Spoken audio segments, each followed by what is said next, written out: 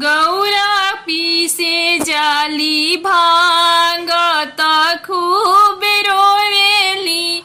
गौरा पीसे जाली भांग त खूब रोवेली। खूब रोवेली हो सो के रोवेली। खूब रोवेली हो सो के रोवेली। गौरा पीसे जाली भांग त खूब रोवेली। गौरा पीसे जाली भांग त खूब रोवेली। सास घरे हैये ना ससुर घरे हैये ना। भंगिया के छोड़ी भोला पूड़ी पुआ खइहे ना। सास घरे हैये ना ससुर घरे हैये ना। भंगिया के छोड़ भोला पूड़ी पुआ खइहे ना। ऐसन मिले अड़ भंगिया त खूब रोवेली। ऐसन मिले अड़ भंगिया त खूब रोवेली।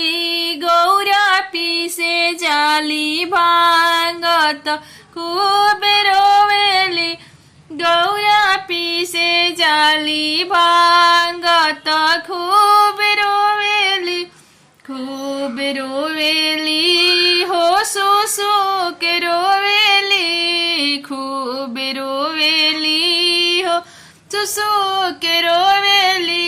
गौरा पीसे जाली धतूरा त खूब रोवेली।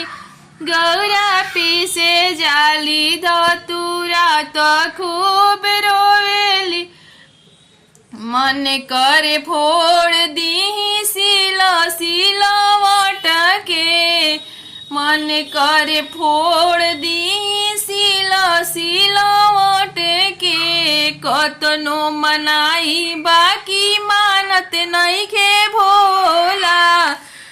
कतनो मनाई बाकी मानत नइखे भोला। गौरा धई के रोगिया के खूब रोवेली। गौरा धई के रोगिया के खूब रोवेली। गौरा पीसे जाली भांग त खूब रोवेली। गौरा पीसे जाली भांग त खूब रोवेली। खूब रोवेली हो सो के रोवेली।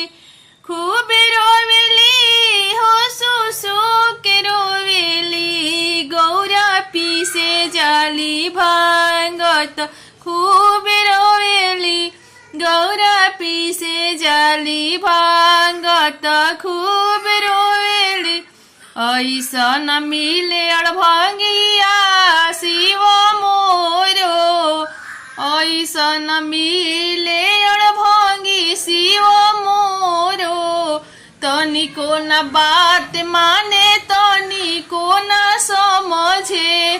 तनिको न बात माने तनिको न समझे।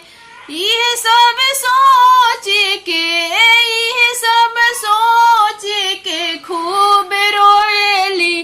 गौरा पीसे जाली भांग त सुसु के रोवेली। गौरा पीसे जाली धतूरा त खूब रो